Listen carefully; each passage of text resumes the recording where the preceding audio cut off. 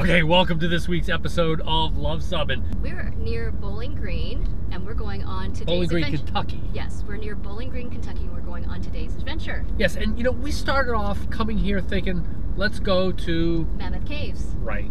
And then we started thinking, you know, one of the best pieces of advice from YouTube we ever got was from a channel called Bumfuzzle. And they said, make videos that you love. Right, and I don't know, I wasn't feeling Mammoth Caves. Yeah, I wasn't feeling it either. So we're like, let's see we're what not gonna go just to do a video.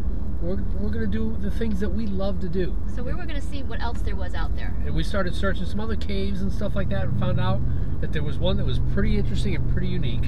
And that's what we chose to do. Absolutely. So stick with us and you'll see where we go.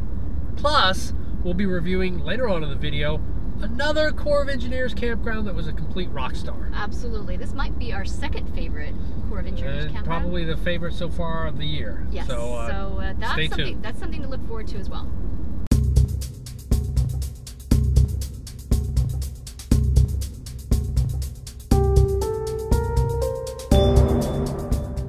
All right. So we are on our way to our boat trip, and this is going to be a underground river. And this has got a lot of history to it, and it's been preserved by the Kentucky state as a heritage point. Huh. All right, we've just been provided with Type 4 PFDs. The guide gave us an excellent safety briefing as to how to properly wear these things. Don't put it on your back, but whenever you get a PFD for any tour, always check its condition to make sure it's in good condition. This one is. Let's hit the boat. This reminds me of pirates. Yeah, this is the one that you don't want to bang your head on. Right here. Look how close that is.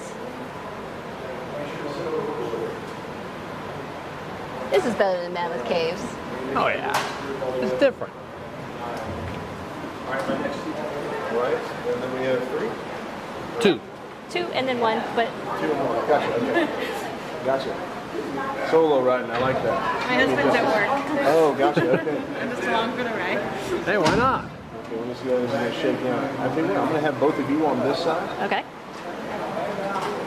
And I'm going to have you on this side right here. Come on over you. Watch your hat. We're going under a low-hanging rock. Wow. Whoa! Oh. That looks just like the elephant's foot in Chernobyl. If you don't know what that is, Google it. Keep on this room the breakdown. Okay? Broke down in the ceiling. What's that? That could be a bat right there.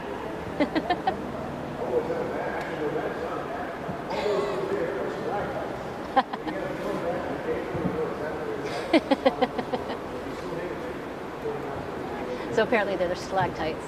We're gonna bang up against it.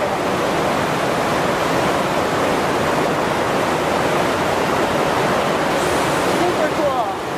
Look at this. It's like a little waterfall in a dam.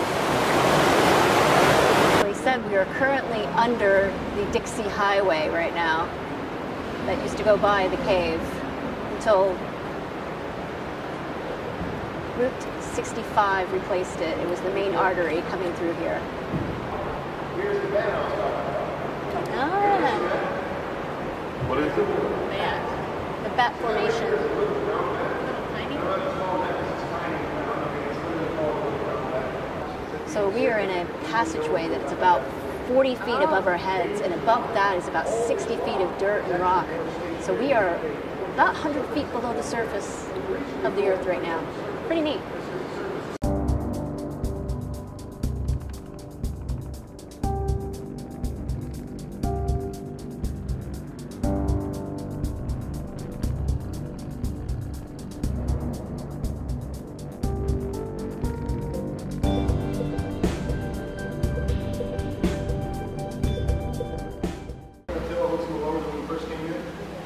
That's actually because it is. So as we go through it, please start ducking extra nice and high. If you hear me say duck lower, just a single cock and eat. Watch your hat, babe. By the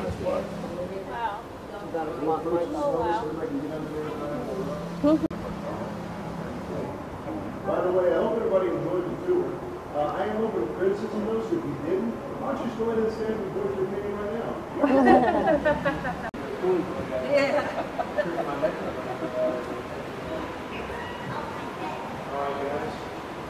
So you could see what our boat looked like. It was a very low boat, and it did wobble a little bit, so you had to be careful not to make sudden movements and definitely not stand. And there were some low hanging rock formations that you really had to duck under. So if you get a little nervous about that... I think I scraped my hat. Yeah, if you get a little nervous about that, then maybe this tour isn't for you, but it was exciting. So actually we found out about this place by researching, and that there was a nightclub here. And you can see that behind us, where they used to actually have a, from the 30s onward, I think.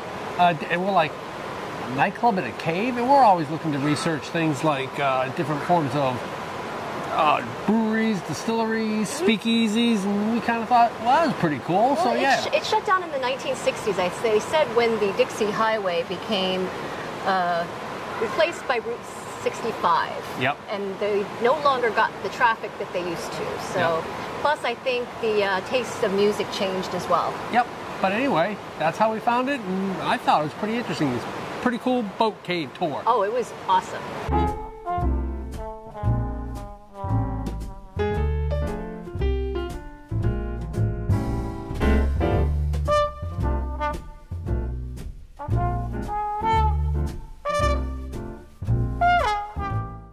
So they didn't come down the path that we came for the tour here when they came to the nightclub. They actually had a stone stairway that's kind of eroded away, but they used to come down on the side of the cliff there after paying for a ticket to allow them down here. So this was also an old mill, and they used that hole there to have a kind of a hydro vane that would turn and generate the necessary motions for the mill. Unfortunately, there was also an illegal bourbon distillery that was up there, and the material of rock is flint. And as that would turn, that metal would turn, occasionally would spark up.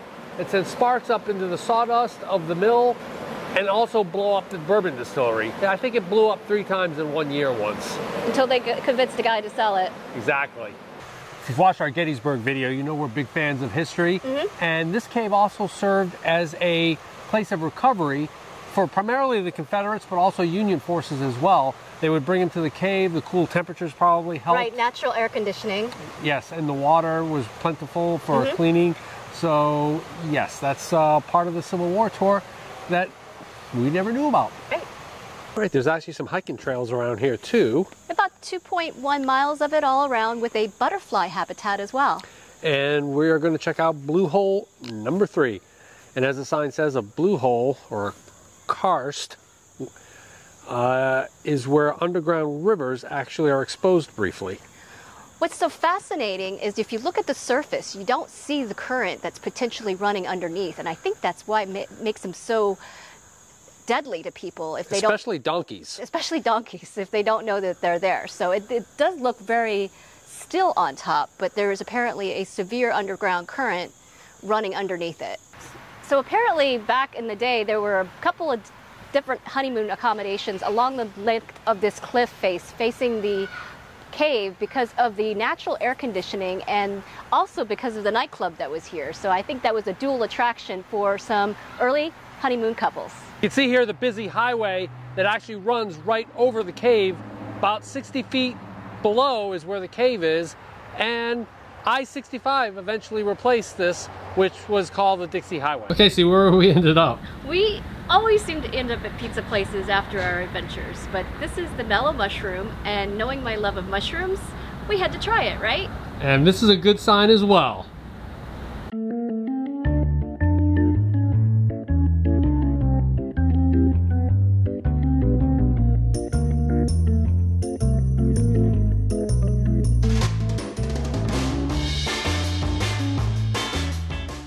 So as Cindy fixes our thumbnail here that she made a little error on. Yeah, how was the pizza and how was the Lost River tour? Look, the river tour was fantastic. I would highly recommend it, but only if you like an indoor caves and don't get claustrophobia. Yeah, if you get claustrophobia, that'd be rough. Yes. But the pizza here. The pizza here was excellent. Spectacular. I thoroughly enjoyed it. My cider, which was a heat-seeking cider, had just a tinge of heat to it, but it was very, very nice matched with the pizza. All right, successful day. Yes, it was. Let's go ahead and take a look at our campground. We are here at Barren River Dam Corps of Engineer Campground. And as with most Corps of Engineers campground, there's usually a couple different ones. And we're at the Bailey's Point Campground, which consists of about 150 campsites across 5 loops. We're in Loop C, Site 13. And, you know, if regular viewers to our channel are probably sick and tired of hearing us rave about Corps of Engineer campgrounds, but we're going to do it again because this is probably one of our favorites. You can get a quick look. I'll explain in more detail, but you can get a quick look at this gorgeous campsite, but then look at our view.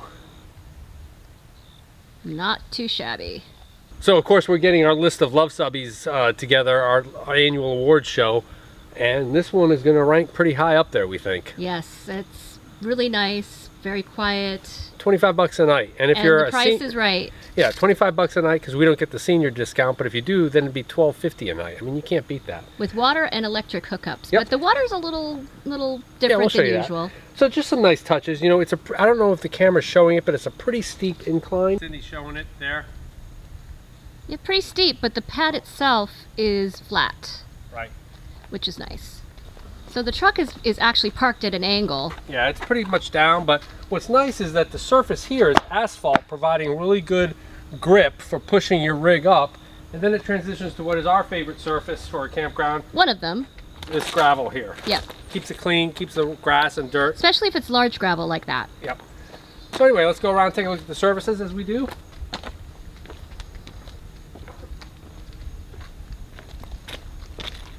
We're not boosting, which is good. Well, it's been so cool here, we've been able to go without our air conditioner. Yes. 30, 50, and 20 amp service, which is good for your big rigs. Though this site probably wouldn't fit a very big rig, correct? Yeah, it's not huge, as you can see. Water is a little bit of a distance, you know, but every RVer should carry at least 2 25-foot length water hoses, or in our case, we have one of the Airstream Life collapsible water hose, which I'll be doing a review here on shortly as to why we love this hose over the regular water hose. There are a couple of reasons. There's a couple of reasons, one biggie. All right, so we'll come around. As you can see, we're backed up pretty close to the back. So this is not an extremely large site, so it would be probably for a smaller rig. Yeah, I bet you could have probably a 25-foot maybe. 25 to maybe a little bit bigger, and but then your nose starts going down. Yeah, you'd have to really elevate the nose. That'd be the only bad deal. But you can see the gravel. I don't know what this structure is. I think it's a fish cleaning station. We've seen a couple of those. Yeah, might be. Anyway, the picnic table's out of the way. Really good, high quality. We've got a little lampy thingy. The fire pit was super clean. We had a nice fire there last night. Comment below. Let's see if I can get a good angle on this thing. Some of these campgrounds have had these little hook things. Comment below if you have an opinion as to what that is for. I've seen people use it for garbage. We put our little lamp on it. That's what we think it's for, a lamp holder. Well, comment below. I would be very interested to hear what people think. But yeah, $25 a night. This is probably one of our favorite campgrounds of the year so far. We love it here. It's great for Mammoth Caves. It's a little bit out of the way. Yes, it's in Scottsville, Kentucky. So it is out of the ways. It took us, what, 35, 45 minutes to get into Bowling Green today. Right.